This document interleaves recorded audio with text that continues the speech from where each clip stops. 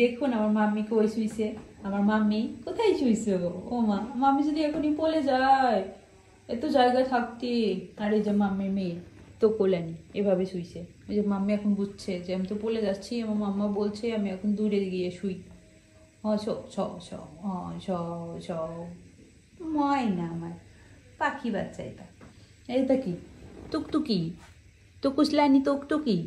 হুম, টুকটুকি? টুকুসলানি টুকটুকি? পড়ে পড়ে ঘুমোচ্ছ? হুম, মাম্মি খুব ঘুম আসছে। এই যে মাম্মি ঘুমাচ্ছে। ঘুমাবো না ঘুম।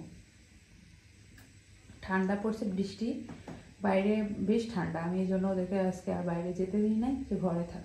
বাইরে ঠান্ডার মধ্যে গিয়ে আবার কোন সময় ঠান্ডা ঠান্ডা লাগে। ময়না পাখিদের সেফে রাখার চেষ্টা করছি। আর যেহেতু ওদেরকে আমি কৃমিনাশক খাইয়েছি, যার কারণে একটু ঘরে চোখে চোখে রাখার চেষ্টা করছি। আপনার বিড়ালরা যেহেতু ইনডোর না, ওরা স্বাধীনভাবে ঘুরে ফিরে বাসায় থাকে, সবই জানেন আপনারা। তাই আমি একটু আর কি ওদেরকে আজকে চোখে চোখে রাখছি, কারণ যেহেতু কৃমিনাশক খাইয়েছি। অনেক সময় কৃমিনাশক খাওয়ালে বমি হতে পারে, খাবার কম খায়, বাট ওদের এরকম কোনো প্রবলেম হয় না এখন পর্যন্ত, আলহামদুলিল্লাহ। ওরা বেশ সুস্থই আছে, সুন্দর আছে। আর এখন পর্যন্ত খাওয়া দাওয়ার কোনো সমস্যা বা বমি কোনো কিছুই করে নাই, ঠিকঠাকই আছে।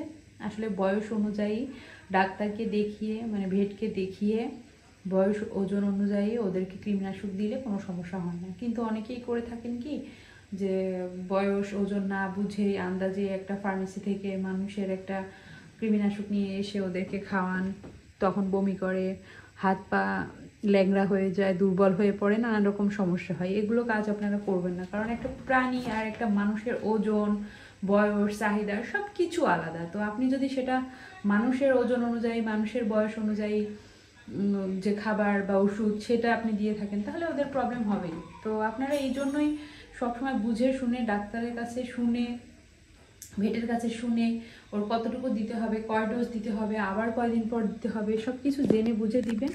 ইনশাল্লাহ কোনো সমস্যা হবে না। এই যে আমার দুইটা ময়না পাখি ইয়া করছে, সুস্থভাবে আজকে খাবার কৃমিনাশক খেয়েছে দুপুর সকালবেলা, এখন পর্যন্ত আল্লাহর রহমতে এখনো পর্যন্ত বমি করে নাই, খাবারে কোনো সমস্যা নাই। ওরা ঠিকই 3 বেলা খাবার খাইছে, খেয়ে সুন্দরভাবে ওরা সুস্থ আছে আল্লাহর রহমতে, বমিও করে নাই, কোনো সমস্যা হয়নি।